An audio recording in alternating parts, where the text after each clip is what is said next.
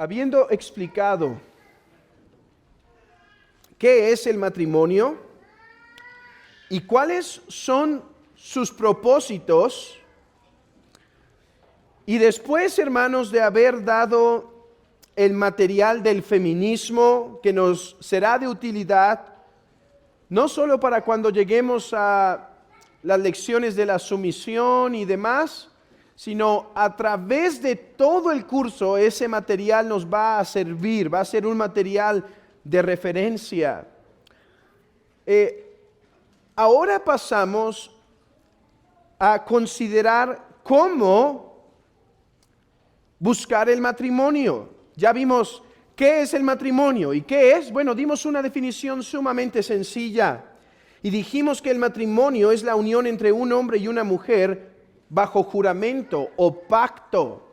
¿Qué es el matrimonio? La unión entre un hombre y una mujer bajo juramento, pacto. Ya vimos sus propósitos, 3 propósitos al menos. Estos 3 propósitos no deben verse sino como puntos que se pueden desarrollar más y más.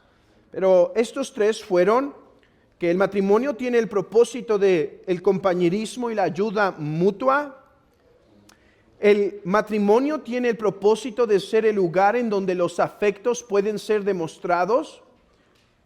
Y el matrimonio tiene el propósito, en la mayoría, aunque no en todos los casos, de la procreación. Habiendo estudiado eso, ahora alguien puede decir, bueno, tengo claro qué es el matrimonio y sus propósitos. ¿Cómo me acerco al matrimonio? ¿Cómo doy pasos para lograr esta unión? Bueno, ese será el tema que nos va a absorber el día de hoy. En la próxima sesión es posible, si no acabamos hoy, bueno, vamos a concluir el material la próxima lección.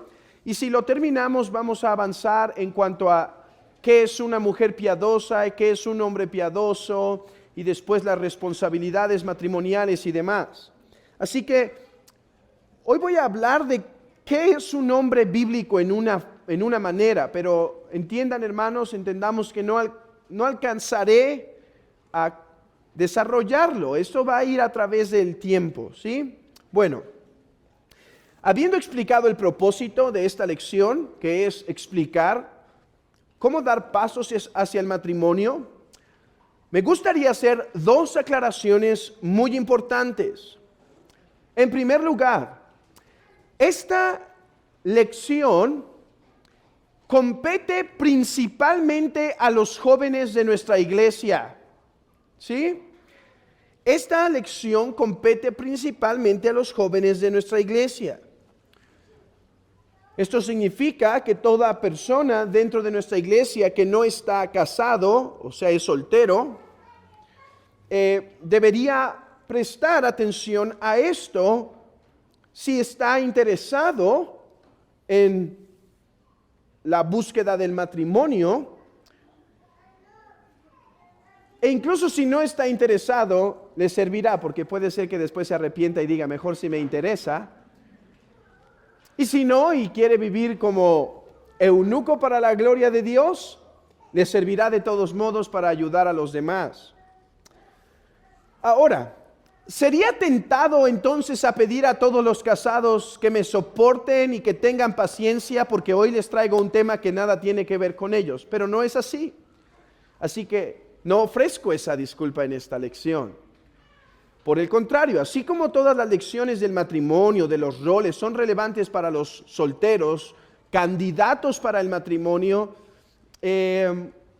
así también esta lección es relevante para los ya casados.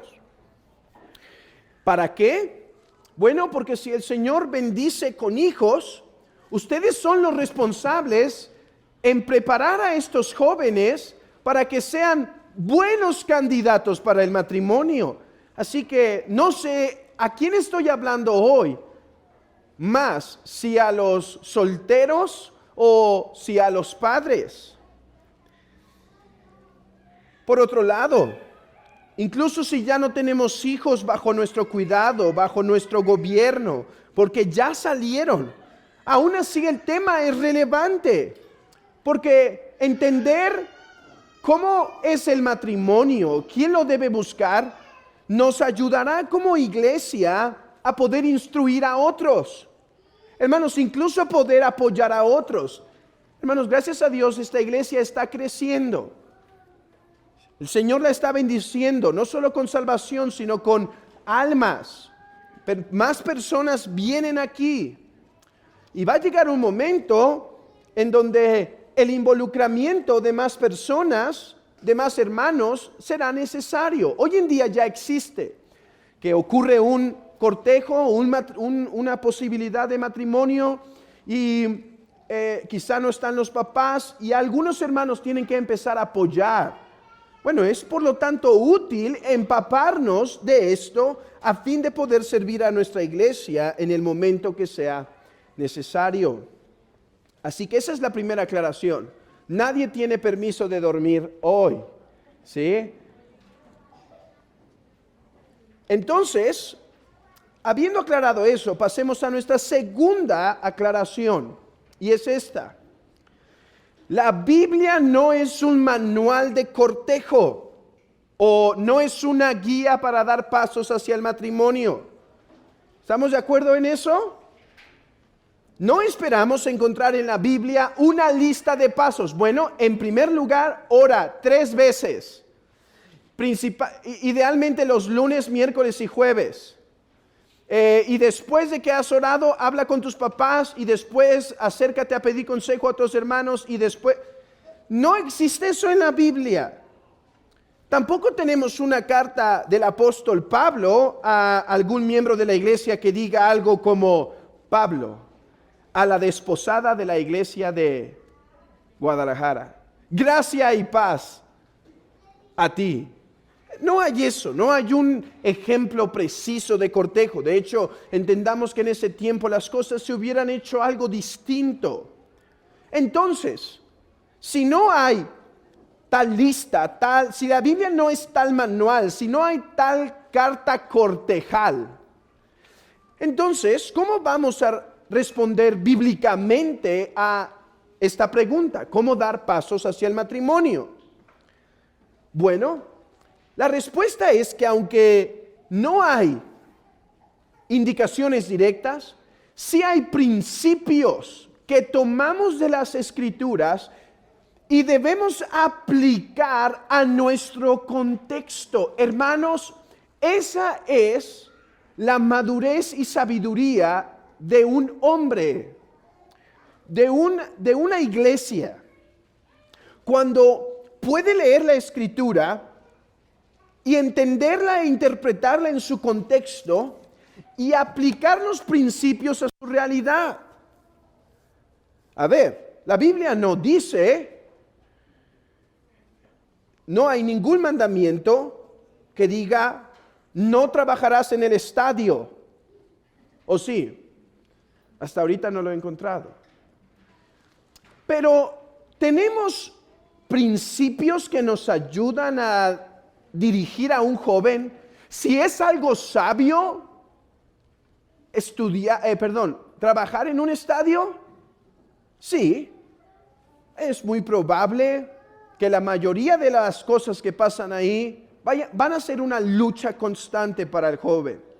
Además que hay peligros físicos y quizá va a tener que ser frecuentemente estorbado para asistir el día del Señor, pues muchos de los eventos del estadio ocurren el domingo. Así que aunque no tenemos un versículo que diga no trabajarás en el estadio, tenemos principios en las Escrituras para deducir y a la luz de eso dirigirnos. Y por eso podemos decir, como dice el salmista: lámpara es a tus pies mi palabra y lumbrera mi camino. Porque de la Escritura extraemos principios que nos dirigen. Déjenme dar otro ejemplo.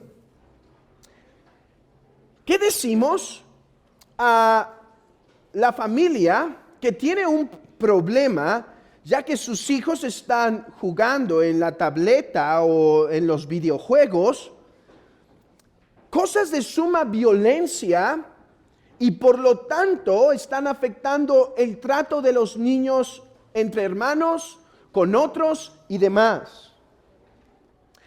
No hay un mandamiento que dice no le prestarás la tableta a tu hijo. Pero eso no quiere decir que no hay principios que podemos extraer para dirigir al padre en este caso, en esta crisis. En primer lugar, podemos ir al sexto mandamiento y decir, hermano, la Escritura dice, no matarás. Y aunque ciertamente ese no es una realidad física, tú estás fomentando en tu hijo, al permitirle jugar eso, estás fomentando en tu hijo un deseo o una gratificación por la muerte de otros. Estás provocando sentimientos de ira, sentimientos de enojo. Y el sexto mandamiento nos prohíbe no matar y toda cosa que promueva la muerte. Y por lo tanto, te aconsejamos que tengas mucha supervisión y cuidado de lo que ven tus hijos. Además, podríamos añadir otras cosas. Sí, podríamos añadir algunos datos científicos de cómo las tabletas y los videojuegos están dañando la cabeza de algunos. Podríamos añadir alguna sabiduría de antiguo que decía, por ejemplo, un hombre que los niños debían ser cuidados en sus juegos tanto como en su educación, porque en los juegos el alma se forma, el alma se va formando. Y aunque no podemos decirle, la Escritura dice, no darás tablets, ya podríamos sugerir al padre que si desea seguir dándole a su hijo autorización para la tablet, debería tener mucha precaución, debería ser vigilante. Debería estar ahí cuando el niño la está usando, no solo para ver lo que juega, sino para que incluso no vea otras cosas. O incluso sugerir que quizá en tal caso sea lo mejor retirarla hasta que el niño pase ese trauma y demás. Así que de esta forma extraemos principios, sabiduría para responder preguntas de nuestros días. De una forma semejante, hoy vamos a ver cómo dar pasos hacia el matrimonio. Vamos a extraer principios y los vamos a aplicar. Y hermanos, los vamos a aplicar a la luz de nuestro contexto, ¿sí? No vamos a intentar regresar a una época dorada, ¿sí? A ninguna época del pasado que se nos hace sumamente imitable, sino vamos a intentar extraer principios de la palabra y aplicarlo a nuestro contexto. Hermanos, solteros o padres, debemos dar tiempo, debemos dedicar nuestro pensamiento a considerar cómo dar pasos hacia el matrimonio. Es una decisión de suma importancia. Dice un puritano llamado Angel James, dice: es obvio que ninguna decisión de toda nuestra existencia terrenal requiere más del ejercicio de un juicio sereno que esto. Joven, padre, esta decisión del matrimonio, estos pasos, esta determinación para buscar el matrimonio es fundamental en nuestra vida, en nuestra existencia. Porque esta marcará el futuro para bien o para mal de nuestras vidas.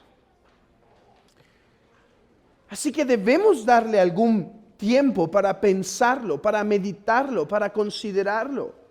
Además, que no solo debemos hacerlo porque es muy importante para nuestras vidas, sino también porque este mundo nos ha bombardeado con tanta falsedad que ahora, hermanos, nos ha pasado que nos hemos acostumbrado al mundo. Y quizás hacemos algunas cosas para el matrimonio como el mundo. En lugar de ir a las Escrituras y preguntar al Señor cómo es que esta decisión tan importante se debería llevar a cabo. Así que démosle algún pensamiento el día de hoy, respondiendo 3 preguntas principales. En primer lugar, respondamos, ¿quién debe buscar el matrimonio? Esa es la primera pregunta. ¿Quién es un candidato para pensar en el matrimonio? Bueno, la respuesta puede ser tan corta como esta. Un hombre y una mujer son las personas que pueden pensar para el matrimonio. No estoy respondiendo quién debe dar el primer paso para el matrimonio. Estoy preguntando aquí, ¿quién puede empezar a pensar en considerar el matrimonio? Y la respuesta es un hombre y una mujer. Ahora, aunque la respuesta es así de breve, hermanos, desarrollarla nos podría tomar el resto de la lección. Pero no lo hagamos, solo démosle una pequeña sección de pensamiento dentro de nuestra sección. Bueno, ¿quién debe pensar en el matrimonio? Un hombre y una mujer espiritual. Un hombre y una mujer espiritual. Esto significa al menos 2 cosas. Que la persona que va a buscar el matrimonio debe ser en primer lugar cristiano. Ahora, aquí me tengo que detener y ya hacer una aclaración. ¿Quién se puede casar según la Biblia? Según la Biblia, un hombre y una mujer se pueden casar. ¿Tiene que ser cristiano para que Dios reconozca ese matrimonio como válido? No. El matrimonio es una institución del orden natural. De tal manera que no solo los cristianos gozan del matrimonio, sino que dice Hebreos que honroso sea el matrimonio en todos y el hecho sin mancilla. Y otro texto nos dice que es doctrina de demonios prohibir el matrimonio. Así que no estoy diciendo que el único candidato para el matrimonio es el cristiano, ya sea hombre o mujer. Mi respuesta es más bien esta, que aquel que desee un buen matrimonio debe ser en primer lugar un hombre espiritual, un hombre y una mujer espiritual. Nosotros reconocemos los matrimonios de los no creyentes, son matrimonios. Y de hecho, cuando una mujer es alcanzada en el matrimonio y el hombre no llega a Cristo el hombre, la mujer es llamada a respetar ese vínculo matrimonial y a honrar y a respetar su esposo, así como el esposo, si es alcanzado, debe respetar, amar a su mujer y no por estar en Cristo ahora los puede abandonar. Así que hago esa aclaración. Mi respuesta es entonces que aquel que quiera un matrimonio que glorifique a Dios, que tenga las bases para hacer un matrimonio bueno, debe ser un hombre y una mujer cristiana. Por eso dice el apóstol Pablo en 1 Corintios capítulo 7, versículo 39, que el requisito para que se case la mujer es que sea en el Señor, que sea en el Señor. Esto tiene implicaciones. que mi consejo a la luz de la palabra es que los jóvenes busquen en primer lugar estar en Cristo antes de buscar casarse con otra persona. Me gusta como lo dice un puritano llamado Jeremías Whittaker. Vicky lo cita y dice esto: antes de que el Señor incline tu corazón a pensar en alguna opción de un cónyuge en la tierra, asegúrate de hacer tu elección en los cielos. Que el Señor Jesús sea la guía de tu juventud y también el Dios de tu vejez.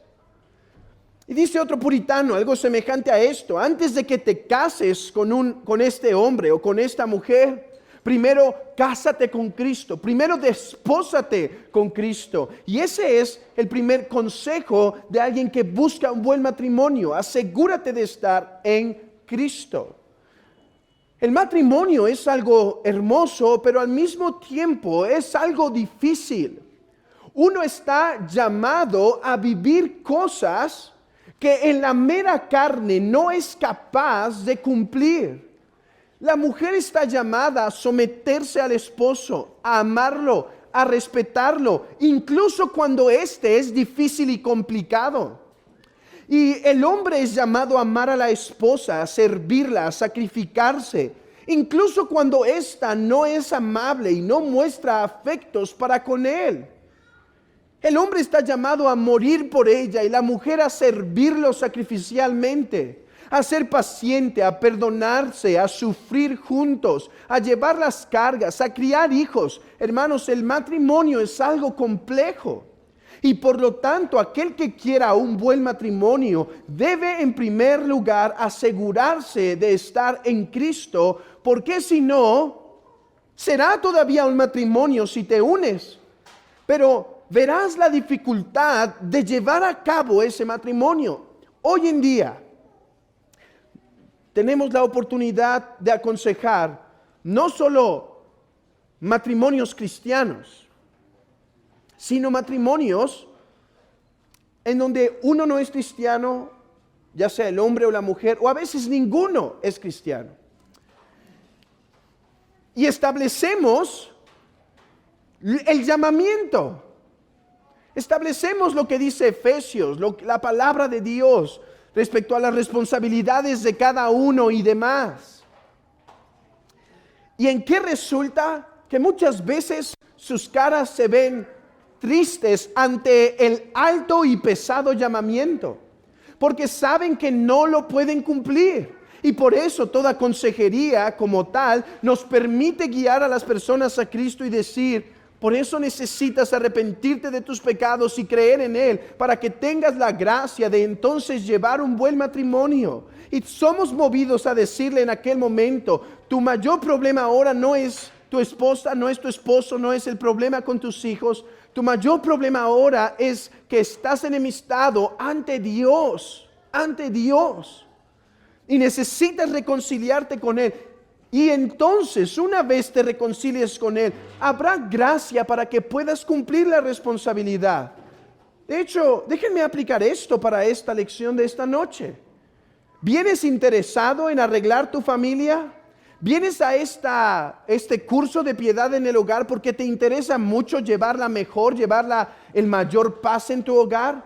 No te equivoques. Primero busca tu unión con Cristo y asegura que estás en Cristo, porque si no, no habrá gracia para resolver eso.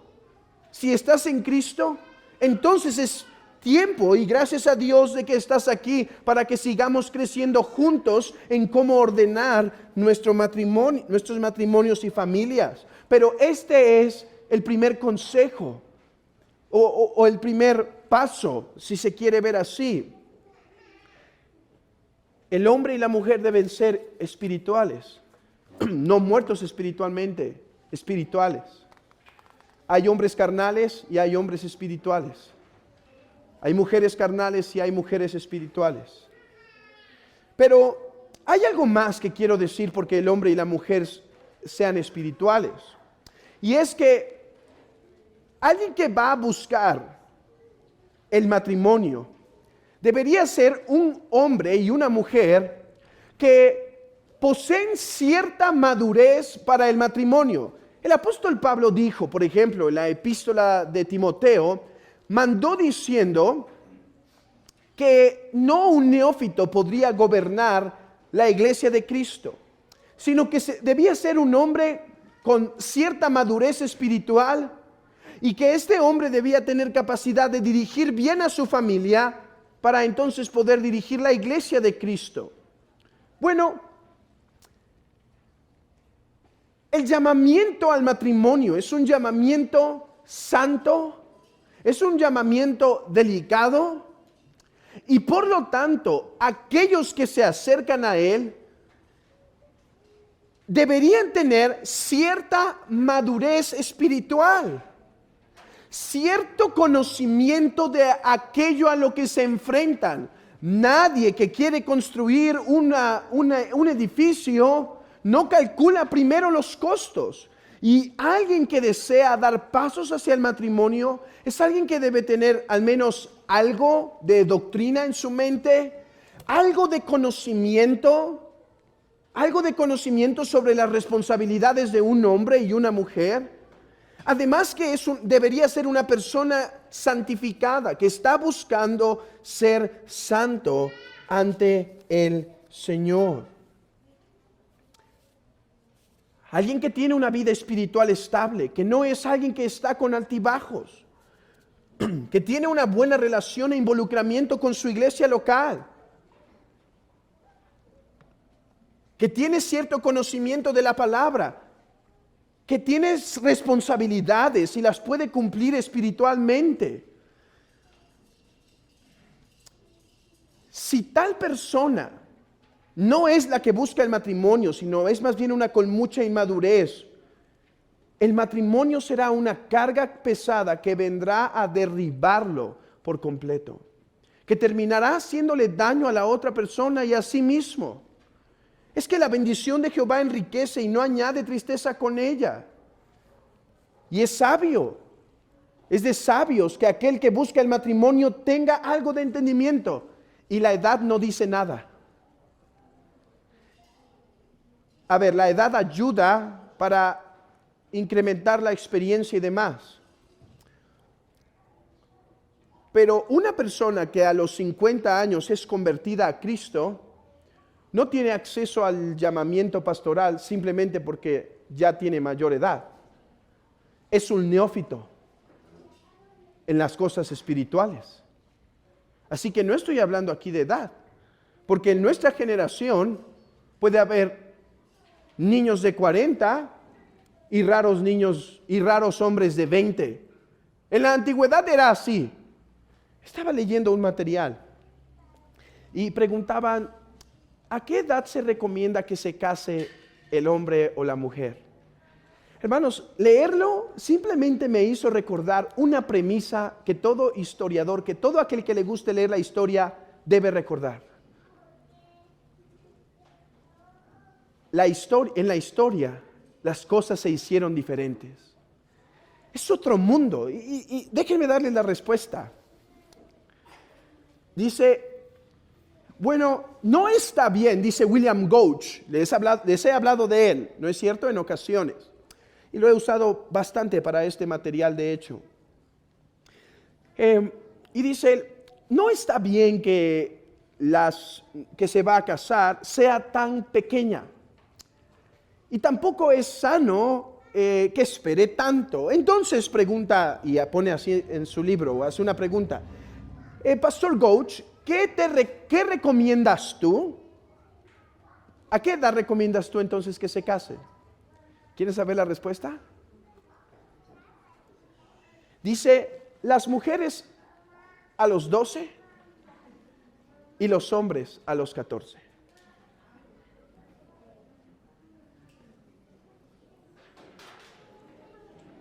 ¿Qué está diciendo él?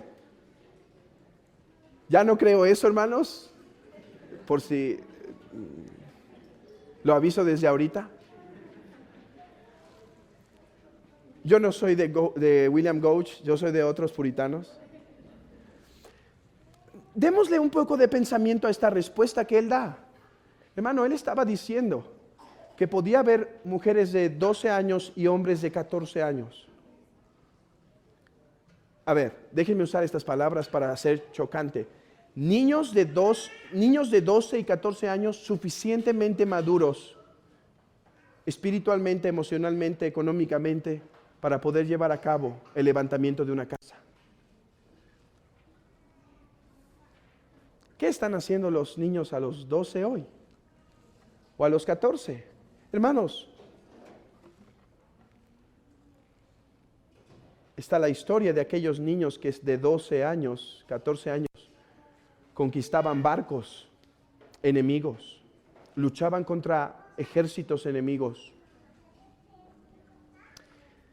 Y en nuestra edad, si preguntaran hoy, Pastor Gouch, ¿qué edad recomiendas para que el niño se case? Diría, no antes de los 35, por favor. La mujer quizá antes, 33. Con esto quiero decir que la edad no lo dice todo. La edad no lo dice todo. Y aquel que quiera dar pasos para el matrimonio debería buscar crecer y madurar en la doctrina. Necesitarás la doctrina en el matrimonio, no solo para instruir en el devocional, para resolver ciertos problemas, para traer luz a tu casa en dificultades. Necesitarás además saber bien las responsabilidades, porque ¿qué encontramos que hoy en día son las mayores problemáticas dentro de incluso de nuestra misma iglesia? Que los hombres no toman sus responsabilidades como hombres y las mujeres no toman sus responsabilidades como mujeres, y por lo tanto en el hogar hay un estira y un afloje. Pero aquel que quiera un matrimonio que honre y glorifique a Dios debería pasar tiempo creciendo espiritualmente, relacionándose con su iglesia local, siendo un joven de ejemplo en conducta, en amor, en piedad, en castidad, en santidad, como dice Pablo a Timoteo. Bueno, ya estoy casado. Ya no lo hice así, hermano. Ya la regué. Ya no me haga sentir más mal. Hermano, pero puedes hacer dos cosas. Uno, si no llegaste al matrimonio con buena doctrina y sabiendo bien las responsabilidades de pero quieres ahora un buen matrimonio, entonces trabaja en ello. Entonces estudia la palabra. Entonces mantente en comunión con Dios. Entonces acércate a la iglesia. Entonces mantén una firme relación con tu iglesia local. Y podrás ir corrigiendo lo deficiente. Estudia las responsabilidades. No nos cansamos de recomendar ese libro llamado de Teología de la Familia, que está en español, con muchas recomendaciones. Así luce la mujer piadosa, así luce el varón piadoso. Estudiemos al respecto entonces. Todavía se puede corregir. Y además, en segundo lugar, puedes hacer otra cosa. Instruye a tus hijos. Instruye a tus hijos para que a su tiempo, a su edad, sean candidatos para el matrimonio. Bueno, déjame pasar a ti, joven, soltero. ¿Deseas el matrimonio? ¿Estás buscando crecer espiritualmente? ¿Te estás preparando espiritualmente? ¿Estás buscando ser un hombre y una mujer o una mujer madura? Hay otros elementos. Ahora, los tengo que repetir porque no son tan obvios. Pero cualquier persona del pasado que dijera, bueno, para casarme tengo que ser un hombre maduro espiritualmente, involucraría más que cuestiones espirituales y tener firmeza en su devocional y demás. Involucraría cosas como estas. Un cristiano maduro es alguien que se supone tiene una vida estable emocionalmente. No es un joven que está hoy hasta abajo y mañana muy feliz. Hoy tiene un ministerio, mañana lo deja. Hoy se compromete a esto y después ya no está, ya nadie lo ve. Alguien inconstante. Un hombre maduro espiritualmente va a reflejar madurez en sus tratos, en sus emociones. Va a ser un hombre de palabra. Va a ser un hombre con carácter, con virtudes, incluso con algo de estabilidad económica, suficiente para poder recibir a una mujer como su esposa. Esto no quiere decir que para ser espiritualmente maduro uno debe ser rico en lo absoluto. Pero sí quiere decir que debe ser un hombre que sabe cumplir con sus responsabilidades y que tiene un carácter tan formado que no importa que sea incluso en un momento despedido, su ética de trabajo le va a dar seguridad a su futura esposa. Ha pasado a través de los cortejos que hemos tenido en las iglesias, que llega un momento en donde el hombre pierde su trabajo, está en el cortejo y pierde su trabajo, y el pobre casi está llorando porque dice, ya se me vinieron abajo los planes. Y nos dice, hermano, recomiendas que deje el cortejo y demás. Y nuestro comentario es, si conocemos al joven que es trabajador, no, apúrate a buscar otro, deja de llorar y ve a buscar otro trabajo. Pero con alguien que tiene una ética de trabajo, es alguien maduro. Hermanos, ¿por qué lo tengo que decir? Porque a veces pensamos en la madurez espiritual como únicamente la oración. Pero madurez espiritual en el cristiano es un todo, todo lo que es en su carácter. Ahora, esto no solamente habla de la mujer, del hombre, que sea capaz de sostener su casa, sino además que una mujer espiritual es una que también sabe trabajar con sus manos. No es solo una que sabe orar 1 hora al día y leer 2 horas al día, es una que también tiene ética laboral, una que puede gobernar un hogar. A la luz de esto, joven, no solo en las cosas espirituales, pero ¿estás creciendo y madurando en un todo para buscar el matrimonio? Porque créanme que alguien que pasa 5 horas sirviendo a la iglesia, pero no cumple sus responsabilidades en el hogar y no tiene una buena ética de trabajo, no es un hombre espiritual. No disasociemos lo uno de lo otro, va todo junto. Que alguien lea 5 horas no me dice nada. Quizás me dice solamente que está de vacaciones para poderlo hacer, pero no me dice nada más. ¿Es su vida congruente? ¿Tiene en todo su carácter una formación?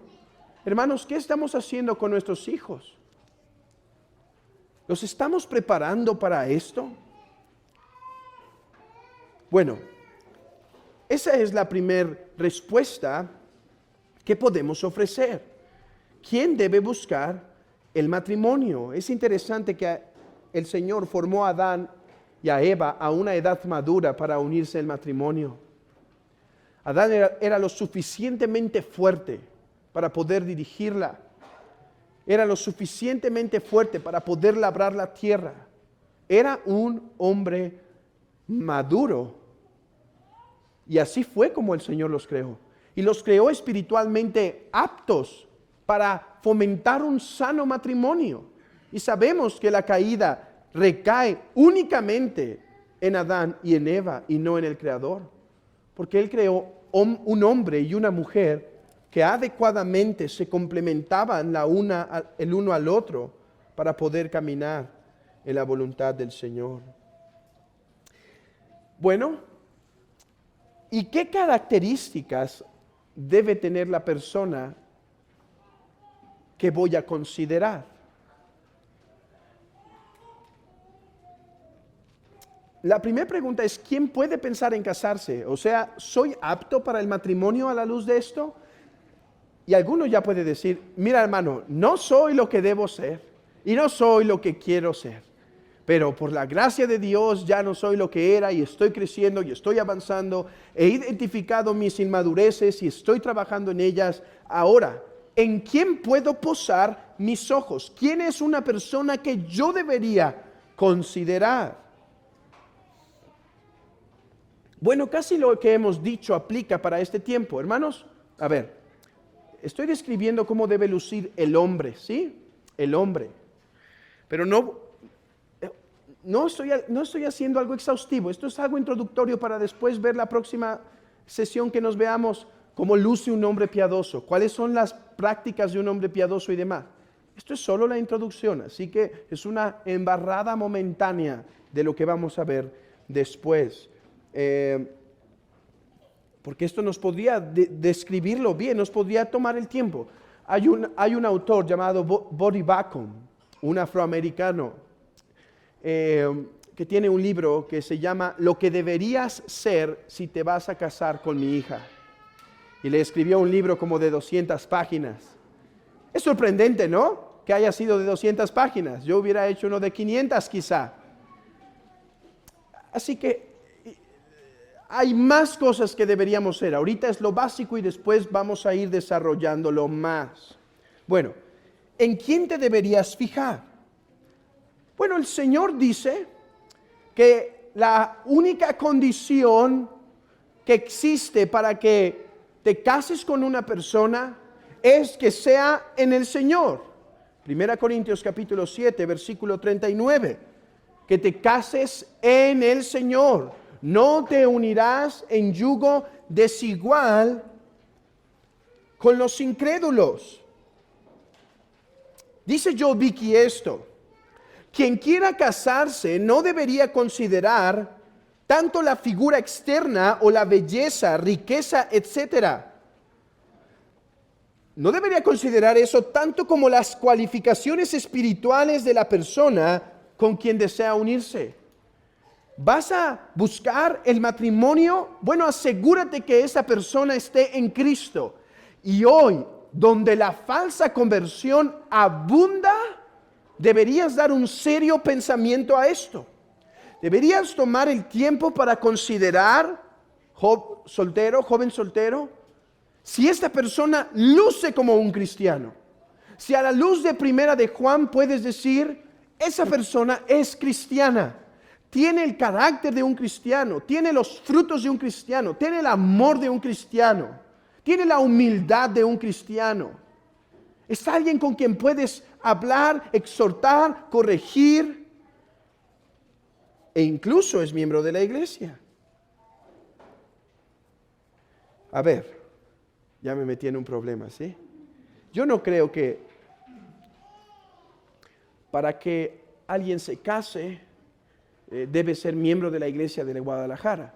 Pero idealmente en nuestro contexto, un cristiano saludable va a ser miembro de una iglesia. Así que la persona que se vaya a casar debes ver si tiene los frutos de un miembro saludable.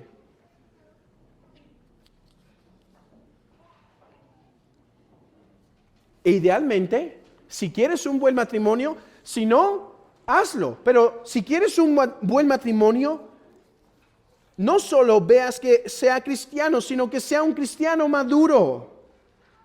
¿Cuántos dolores de cabeza te vas a ahorrar si posas tus ojos en una persona espiritual? Ahora, ¿por qué empezamos con lo que tú debes ser? Porque no pidas lo que no das. Papás, a veces con nuestros hijos queremos, no, con la que se case él o con la que se case ella, el que se case ella, no, debe ser un hombre piadoso. Y uno voltea a ver a su familia y dice, hermano, ¿qué pides? ¿Qué das?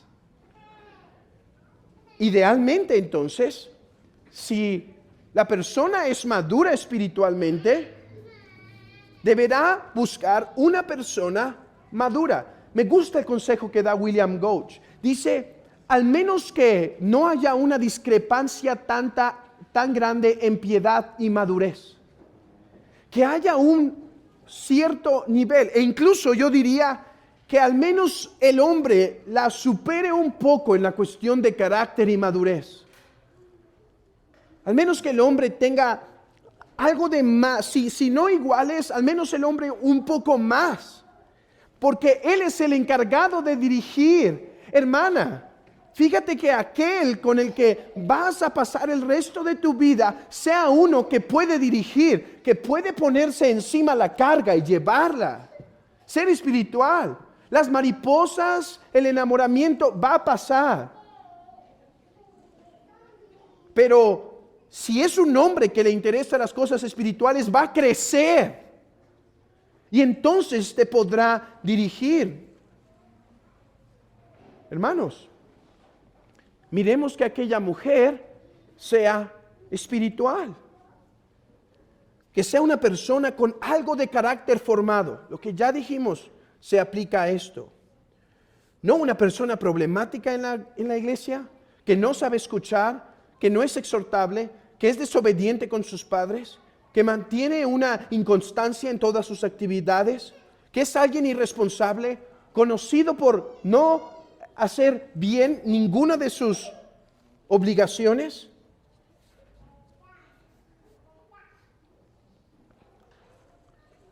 A ver, mira que no he dicho nada sobre su belleza exterior, riquezas o estatus social. ¿Quieres un buen matrimonio? Empieza por asegurarte que la persona sea cristiana, tenga madurez espiritual y madurez en todas las áreas de su vida. Que debe tener debe tener para ti cierto atractivo físico, no lo niego. Miren, aquí los puritanos han tenido todo tipo de posturas, ¿sí? Algunos han dicho, no, yo voy a escoger la que menos me guste, porque soy muy piadoso, para que todos sepan cuánto no me fijé en lo externo, ¿sí? Y hay, bueno, puritanos casi ninguno va a insistir del otro lado, pero ese es un extremo que no creo que es saludable. Yo creo que debe haber cierta simpatía externa, aunque no es lo principal. Lo principal es que sea cristiano y sea maduro en estas áreas espirituales, tanto sociales, emocionales, económicas.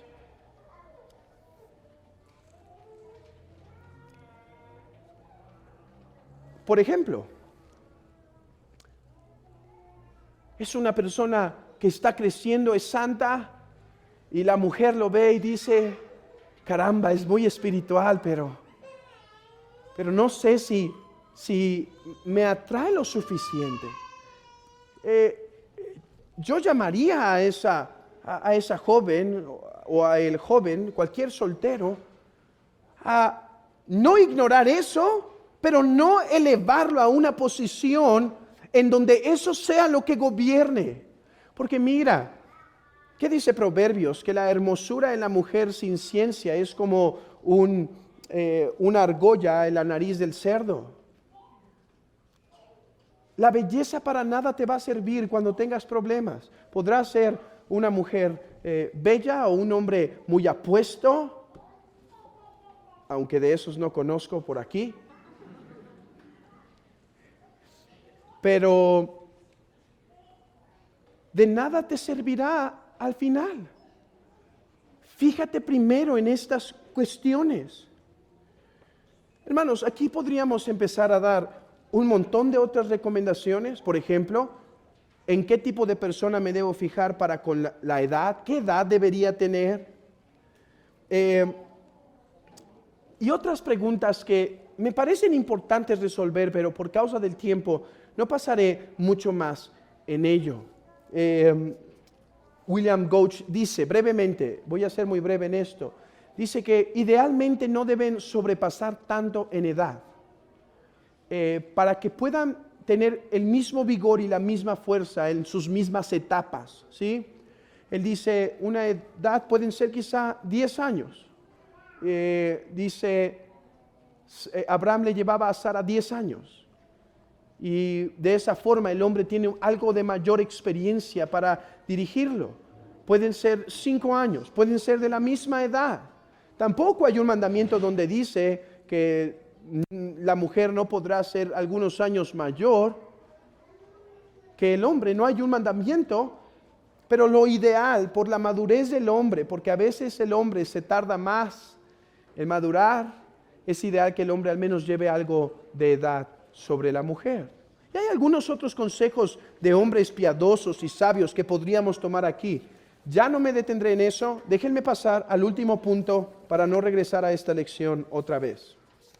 Y es lo siguiente, y dejamos tiempo para preguntas y respuestas si quieren.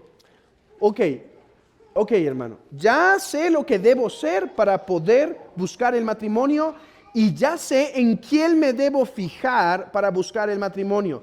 Pero ¿cómo lo hago? Ya, por favor, llega ahí, es la parte esperada, ¿no? Todos los demás pueden dormir en el otro, pero aquí ya es donde todos se despiertan en las cuestiones. Bueno, hermano, haz esto, esto y esto. Ok, pues no seré tan práctico.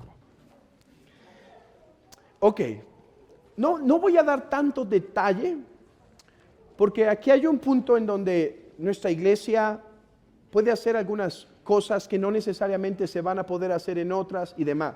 Así que voy a intentar solo dar los principios generales, en qué se basan, y después vamos a trabajar en esto con más detalle cuando avancemos en este curso. En primer lugar, busca a Dios. ¿Cuál es el primer paso que debes dar para el matrimonio? Abraham encomendó a su siervo y su siervo se encomendó en Jehová para poder encontrar esposa para su hijo. Hermanos, oremos por los futuros esposos o la futura esposa de nuestros hijos. Joven, ora a Dios, busca dirección. Él debería ser aquel al primero que expresamos nuestros deseos. Miren lo que dijo Ambrosio de Milán. ¿Recuerdan a Ambrosio de Milán, el maestro de Agustín? Él dijo esto: que un hombre importune el trono de la gracia con oración ferviente. Una buena esposa es un don más inmediato de Dios. ¿No es cierto que el que ha hallado una esposa ha hallado el bien? Es una joya tan rara y preciosa como una esposa piadosa. Ha de ser solicitada en el propiciatorio de Dios con una insistencia y celo extraordinarios. Y si ella se le busca de la mano de Dios por medio de la oración, Él hallará 1000 veces más dulzura y consuelo en ella que si se le otorga mediante una providencia ordinaria.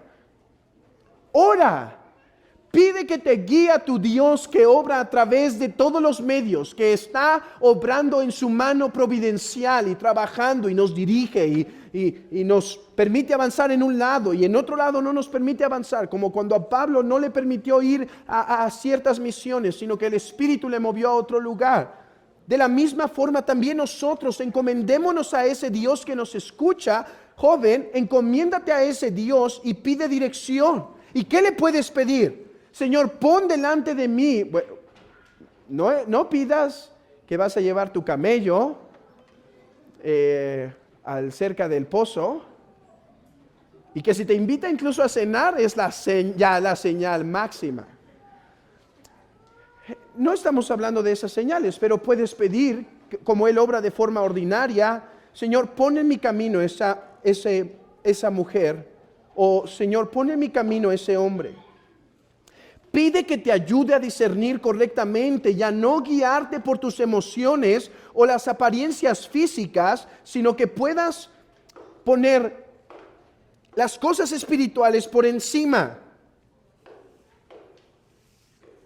Y que confirme o deshaga conforme a su voluntad. Hermano, pidamos a nuestro Dios que contesta. Y en algo tan importante para nosotros, Él va a guiarnos.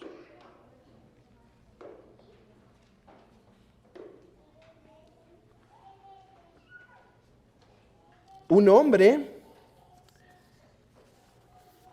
una vez que está convencido, es el que debe ser activo, mientras que la mujer es llamada a esperar. Hermanos, hay varias citas en las Escrituras en donde una mujer que se insinúa o que da el primer paso en la búsqueda del matrimonio no es una mujer que la Biblia se refiere a ella de buena manera. Una mujer que se insinúa hacia un hombre para moverlo o incitarlo al matrimonio no debería ser. Hermanos, hasta el día de hoy creo que en nuestra cultura todavía identifica algo de esto, ¿no? En nuestra cultura todavía, más en los años pasados, pero todavía se identificaba que la mujer nunca se le debería declarar a un hombre, ¿no? Yo sé que hoy está cambiando, porque ¿qué va a decir la mujer? Eso es patriarcado. Eso es el patriarcado. No, yo diría que eso es una evidencia de la diferencia entre un hombre y una mujer que incluso los paganos reconocen. Y los puritanos hablaron muy fuerte en esto, muy fuerte, citando muchos diversos textos de las Escrituras. Yo me limito a decir lo siguiente: Abraham buscó esposa para su hijo. No fue ella quien salió a buscar. El ángel del Señor mandó a José a tomar a María y no María a tomar a José. Y la repetición en las Escrituras es que es el varón o la familia del varón que está haciendo ese acercamiento para con ellas. Así que, hermana, ¿qué puedes hacer si deseas el matrimonio? Ora y clama a Dios. Ora y clama a Dios. Espera en el Señor. Espera en el Señor que Él ponga a la persona adecuada en tu camino. No desesperes. Leía esta frase que dijo Joel Beeke: más vale un matrimonio tardío, un buen matrimonio tardío, que un mal matrimonio temprano. Espera en el Señor.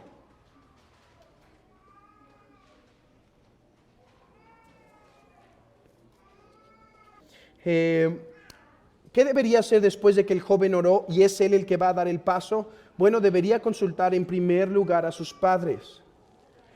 Esaú fue aquel que corrió a buscar matrimonio sin el consentimiento de sus padres, mientras que fue Jacob que buscó honrarlos y buscar de su parentela a sus padres.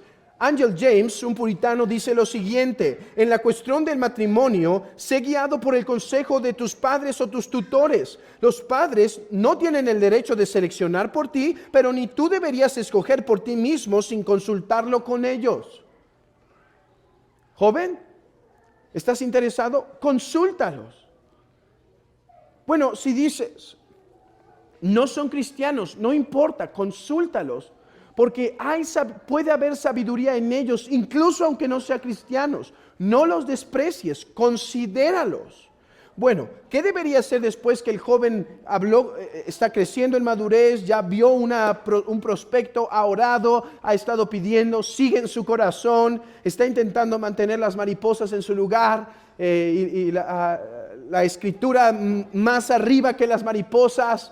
Y entonces oró, sigue convencido, y entonces habló con sus padres y sus padres dicen, es una buena opción. Bueno, consúltalo con alguna persona o personas de buen testimonio, y aquí entran tanto los pastores de la iglesia como algún otro miembro de la iglesia que te pueda dar dirección. Y dentro de tu vida, hablando particularmente a esta iglesia, el pastorado va a tener cierto discernimiento tanto para hablarte a ti como para hablar de ella. ¿Sí? Porque mira, a veces los papás están ciegos. Déjame hablar tantito directo, hermano. ¿Sí? Soy papá, así que también estoy ciego a veces.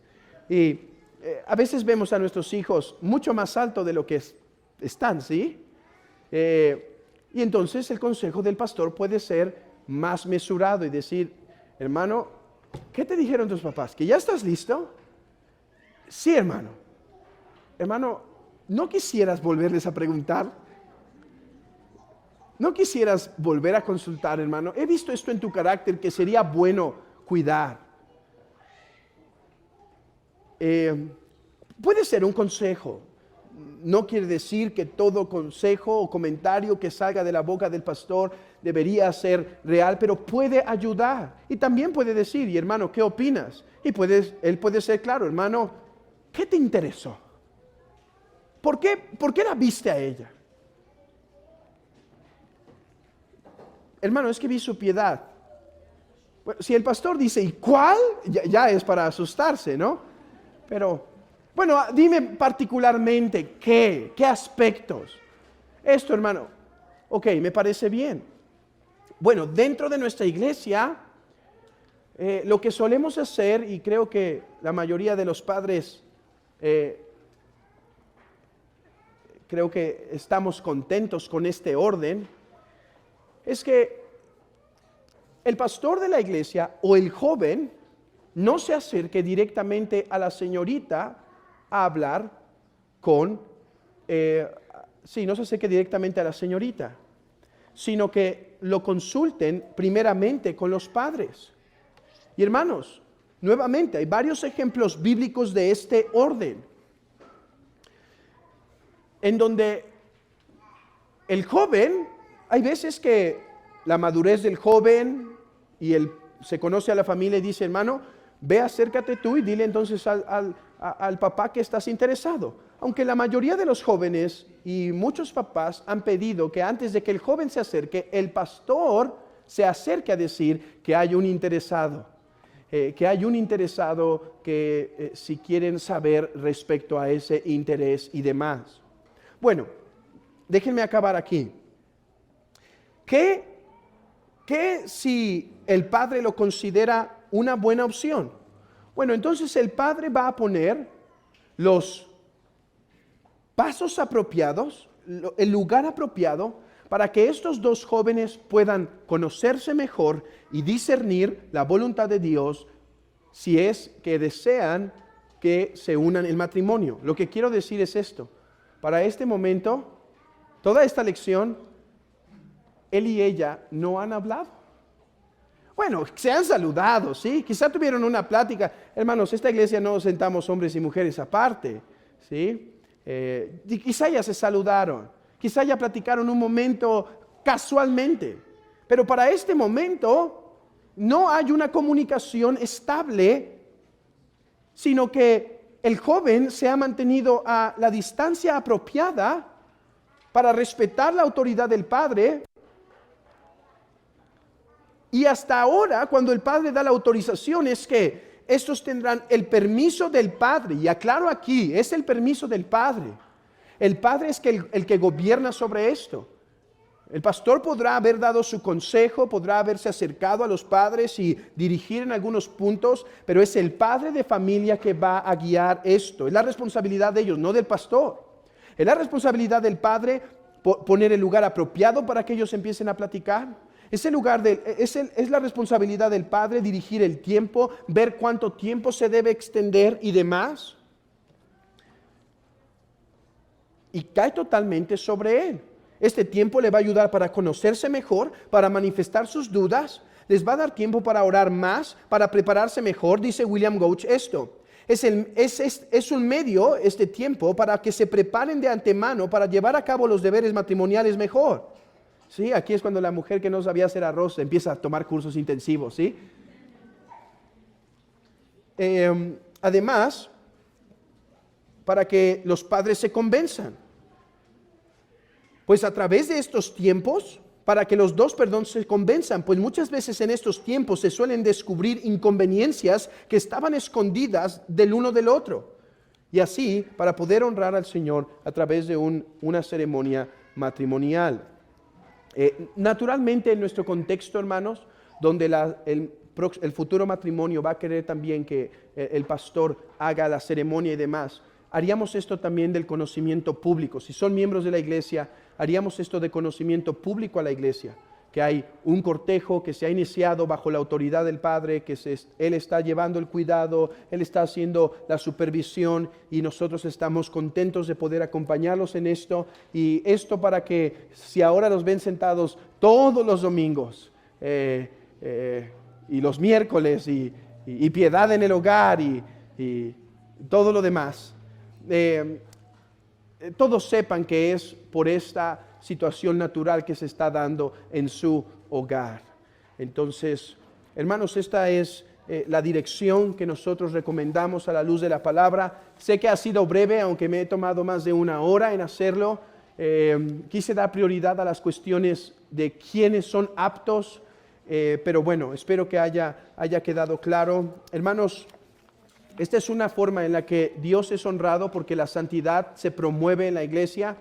Esta es una forma en que los padres de ambos son honrados. Y esta es una forma, hermanos, en que la iglesia es guardada, es honrada y da un buen testimonio. Así que es algo que debemos promover. Si alguien dice por ahí, en internet o acá, hermano, este paso, ¿crees que podría ser diferente? Hermanos, no estoy casado con ningún paso, y si hay un caso en particular que funcionaría mejor de otra forma, lo adaptaríamos. Este es una situación para un caso ideal. Créanme que casi ninguno de los casos es así. Casi ninguno de los casos es A, B, C, D, E, ya. Hay tantas variantes, y si el papá no es cristiano, si la mamá, si no tiene sus papás en la iglesia, ¿qué debe hacer? ¿Cómo deben cuidar los pastores? ¿Cuál es el involucramiento que se debería hacer? ¿Cómo se le pide a otras familias que cuiden de los jóvenes para que estén al pendiente de sus pláticas? No escuchando lo que hablan, sino simplemente vigilando. ¿Y qué pasa si una de las personas no está convencida? ¿Y qué si se convencen? ¿Cuáles son las pláticas que deberían tener después con los padres y con el pastorado para recibir consejo? Y un montón de variables más. ¿Y qué tal que si los dos no viven en el mismo lugar, si son de diferentes iglesias? ¿Y qué si lo conocí de esta forma? Bueno, tendríamos que hacer todo un manual. Espero que algún pastor que salga de entre nosotros se dedique a hacer un manual de casos matrimoniales, porque son abundantes. Y otro pastor que se dedique a hacer manual de procesos de disciplina. Y yo no escribiré ningún manual. No tengo tanta paciencia para eso. Pero bueno, ok, vamos a dejar un tiempo para preguntas y respuestas. Sé que las puede haber, así que quiero dejar algo de tiempo para esto. ¿Alguien tiene alguna pregunta sobre lo que hemos visto respecto al cortejo?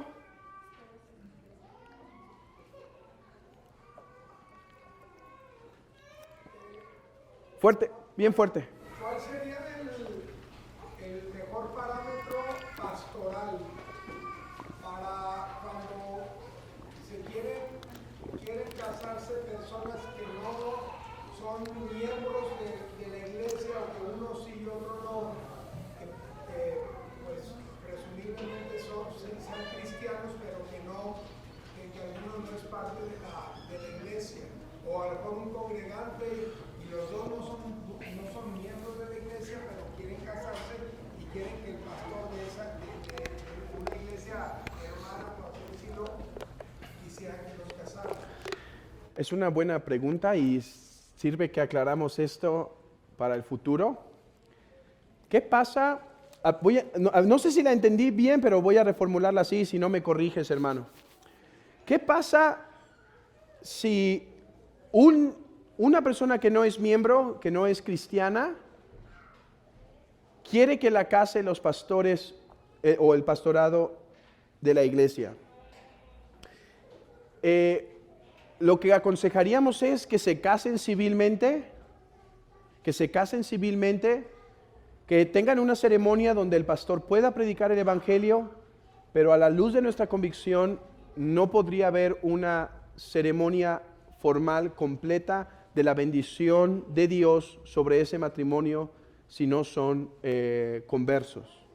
Entonces, digamos que uno de nuestros hijos pasó el tiempo, no se convirtió, quiere casarse. ¿Qué debería hacer el pastor de la iglesia? Debería animar a que, si ya decidieron que se van a casar y no van a esperar, que lo hagan civilmente. Es muy importante. Nosotros tenemos que respetar las autoridades, y que podemos hacer una acción de gracias, predicar el evangelio, dar gracias a Dios, pero habría una distinción de cómo se hace una ceremonia donde los dos son cristianos. Creo que la mayoría de los que están aquí han estado en una ceremonia dentro de la iglesia, y sobre todo toda la parte de la bendición, donde se encomienda a Dios, se explica cómo va a vivir él, cómo va a vivir ella, se da testimonio que son cristianos y que van a reflejar el evangelio, esa parte no podría estar. Y los miembros de la iglesia no deberían obligar al pastor ni sentirse mal si simplemente dice, no puedo hacer esa parte porque no son cristianos. Entonces, no sé si respondí lo que preguntabas, hermano. O sea, sí se alentaría a que en el caso de que uno sea miembro de esta iglesia y quiera casarse con alguien que no es miembro De esta iglesia, no es miembro de esta iglesia, pero sí de otra iglesia. no, haz de cuenta, si una persona es miembro, No vayas a decir el nombre, hermano, porque un miembro de esta iglesia se quiere casar con una persona que dice ser creyente, pero que no es miembro de esta iglesia. O un miembro se quiere casar con una persona que no es creyente. ¿Cuál sería la respuesta? bueno, si un miembro se quiere casar con una persona que no es creyente, vamos a tener que examinar por qué es miembro. O sea, estoy exagerando. O sea, en última instancia sí.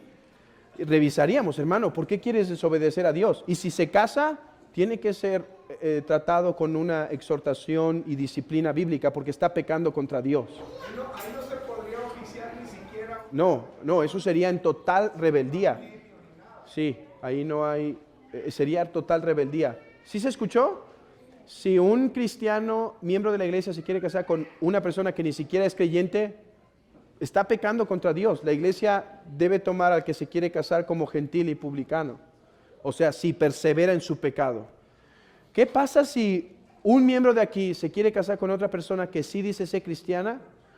A ver, es difícil, pero no es imposible. Y lo que el pastor debería hacer es preguntar a ese muchacho, ¿en dónde te reúnes? ¿Quién es tu pastor? ¿Quién da testimonio de que eres cristiano? Si dice, no soy cristiano, soy el llanero solitario, yo le diría, bueno, hermana, es peligroso que te cases con alguien que no sabe su testimonio. No hay ninguna iglesia que lo avale.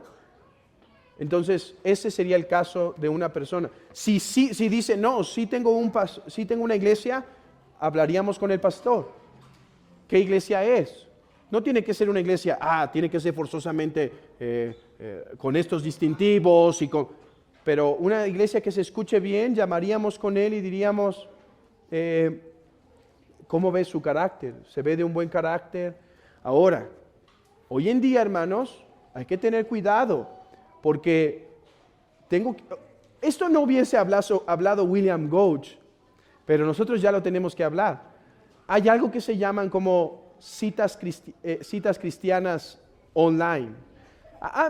No sé si ustedes estuvieron en la época en donde tenías citas como de conocer personas por una página, ¿no? Te conseguía la media naranja, ¿sí? Y hoy ya hay de eso de cristianos, hasta de reformados, ¿sabían? No les voy a dar el link porque... Pero sé que hay páginas de reformados y yo creo que eso es algo riesgoso para el joven. No creo que es imposible y absolutamente nunca se podría dar algo así, pero es muy peligroso, porque, o sea, lo ideal es que una persona se case dentro de su comunidad, de su iglesia. Si no hay dentro de su iglesia, dentro de las iglesias hermanas más cercanas, y así haciendo el círculo lo más extenso. No creo que forzosamente tiene que ser uno de aquí con uno de aquí. Creo que podremos considerar otras iglesias, pero tendría que ser algo natural y que se tenga algo de conocimiento. Ahora, yo siempre digo esto, si se quiere seguir el consejo, si alguien dice, no, yo me caso con quien se me antoje, yo le digo, está bien, cásate con quien quieras, pero eso no quiere decir que el pastor tiene el deber de casarlos, ¿sí? Ahí si se quiere hacer como todo en desorden, está bien, aquí no obligamos a nadie. Pero bueno, gracias a Dios no tenemos esos casos dentro de la iglesia, pero está creciendo la iglesia y algún día van a llegar estas problemáticas. Bueno, esa es mi respuesta. Hermano, tenía que preguntar él, ¿no? No, hermanos, no sé si porque se esté grabando sea aconsejable, porque hablamos de un cortejo, Ajá. pero en el ámbito cristiano se maneja también lo que es el noviazgo. Ajá. Y en el mundo se habla de noviazgo.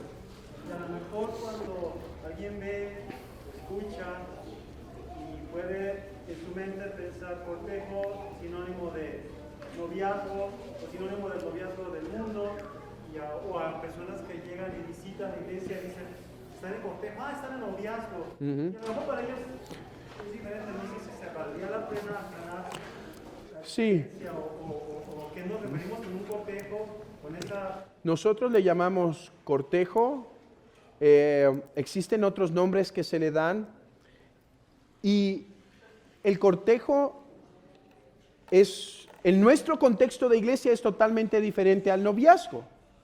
Un noviazgo regularmente es el tiempo en donde, bueno, el joven nunca oró regularmente, bueno, y si sí,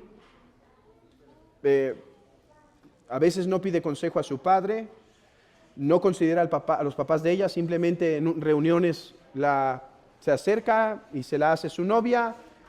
A veces hay situaciones de cariños, besos, salidas que en el noviazgo se llegan a dar, que a la luz de lo que hablamos en el cortejo, pues no existe, porque el primer acercamiento que él tuvo para con ella fue después de todo este periodo, bajo la supervisión de su padre. Y si llega un día el joven y dice, hermano, vamos a salir a comer, pues le da la correa del perrito, porque pues con el único que puede salir a comer solo es con Firulais. Obviamente no hay salida solos, el padre está cuidando que se guarde la santidad, que se cuide, que se honre.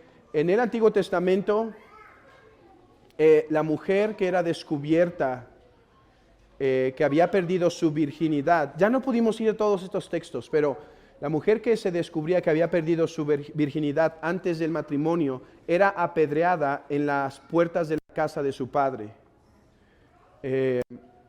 Porque es la responsabilidad del padre cuidar la pureza de su hija. Y por lo tanto, en el cortejo, el padre tiene absoluto control sobre la situación. Decide el tiempo, el lugar y demás. Ahora, prudencia del padre, ¿no? No quiere decir que está escuchándolos ahí en la mesa, ¿no? Quiere decir que el padre está dejándolos platicar solos, que se conozcan, pero está en un ámbito donde están siendo cuidados y protegidos.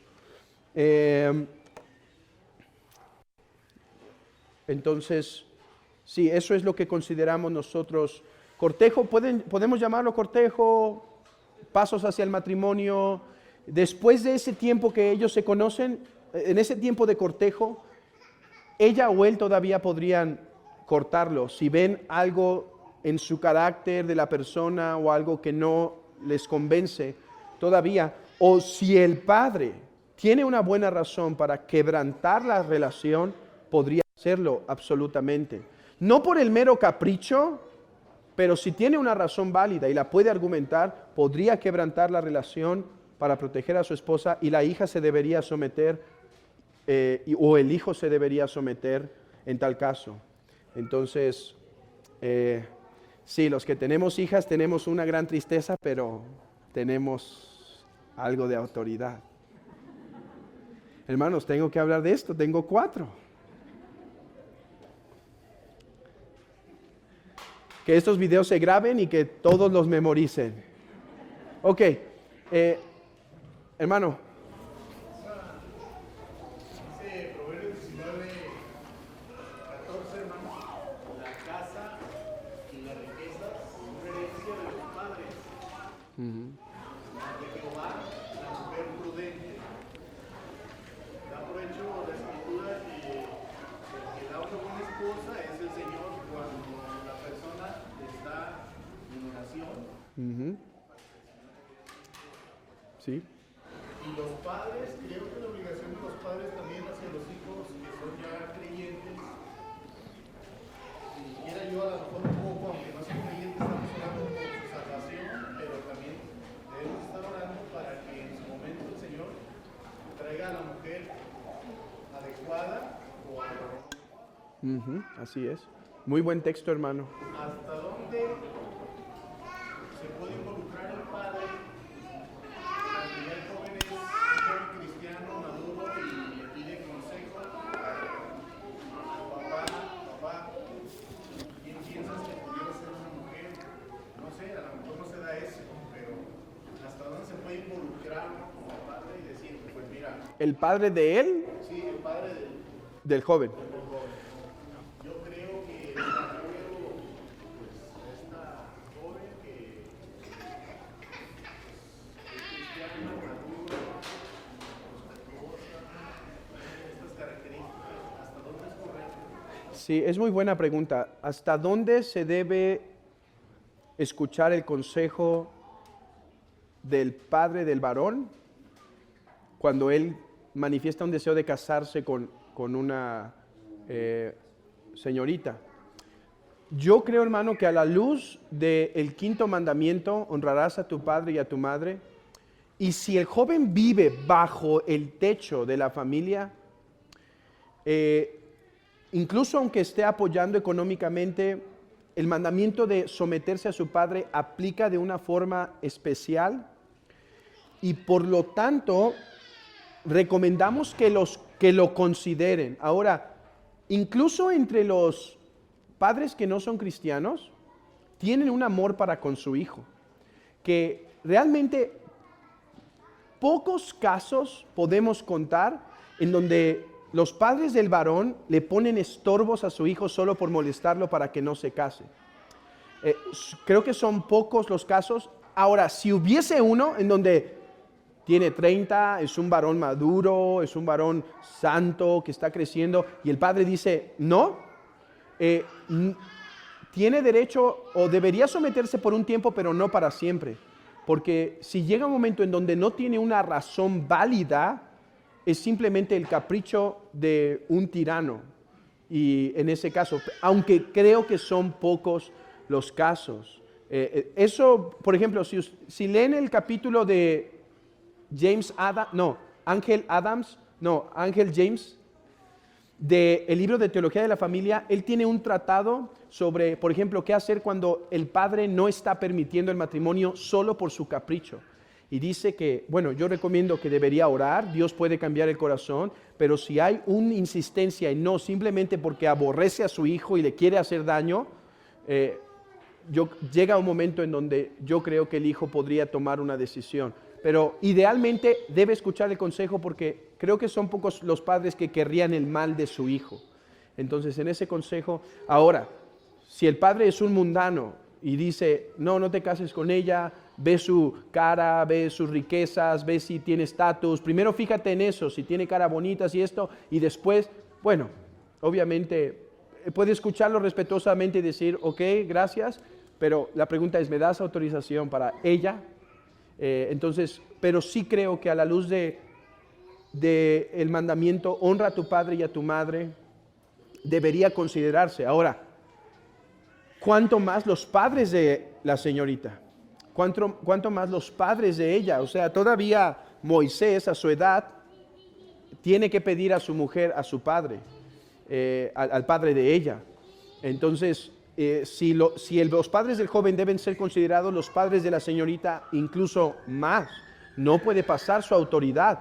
Y si hay un joven que es capaz de pasar su autoridad del padre y hacerlo, después, ¿qué autoridad va a escuchar? Este es el ejemplo de Paul Washer. Él dice, por ejemplo, que el papá de Sharon no quería que se casaran y él se sometió todo el tiempo y esperó. Y estuvo orando y Dios cambió el corazón. Bueno, hay casos en donde puede haber razones anticristianas que podríamos considerar, pero en lo general los padres de él y de ella deberían ser considerados, porque el mandamiento de honra a tu padre y a tu madre no va a pasar. Ahora, ¿qué pasa si el joven tiene 30 años, ya no vive en su casa, vive lejos de su casa?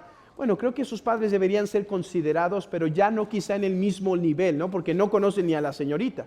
Ya podría, pa, ¿qué opinas que me case? Para darle un lugar de reverencia a los padres. Creo que en eso podrían ser considerados, deberían ser considerados.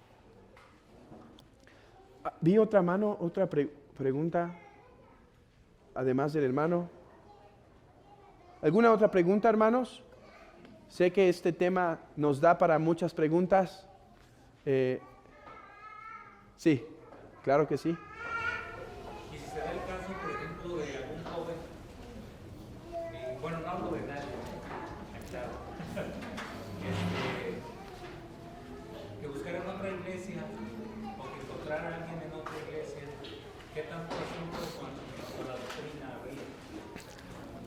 Mire, es una pregunta muy buena. ¿Qué pasa si un hermano haya una hermana de otra iglesia? Creo que lo que comenté hace un momento, lo primero que debería ser considerado, sí su doctrina, pero lo primero que debería ser considerado es consultar a los pastores si es un joven una señorita o un joven saludable. Si es uno que parece cristiano, que tiene una vida santa, que tiene una vida entregada. Eso es lo que nos deberíamos enfocar. A ver, aquí hay dos extremos. Calvino decía que incluso si no eran de la misma tradición, se podían casar, ¿sí? Y hay otros que dicen, incluso si no es de la misma denominación, no te cases. Si es un bautista con un presbiteriano, mejor no, porque van a tener problemas de doctrina. Ahí hay mucho aspecto como para decir, ¿qué tanta doctrina deben tener en comunión? A ver, el requisito de la Biblia es que sean el Señor y que sean personas maduras que puedan casarse. Y yo intentaría no añadirle, aunque si la persona pide consejo y decir, bueno, eso es lo que la Biblia pide, pero ¿cuál es el consejo? ¿Qué recomiendas? ¿Recomiendas este caso? ¿Recomiendas esta situación? Bueno, ahí cambiamos de qué es lo que la Biblia manda a qué es lo que se recomienda. ¿Me explico? Entonces, esos serían mis cuidados. No quiero poner sobre la ley de Dios cosas que la ley de Dios no ha puesto. Quiero darle el lugar que Cristo tiene en la iglesia, que Él es el Señor de la iglesia y Él manda el orden que se hace. Entonces, esos serían mis cuidados que yo recomendaría.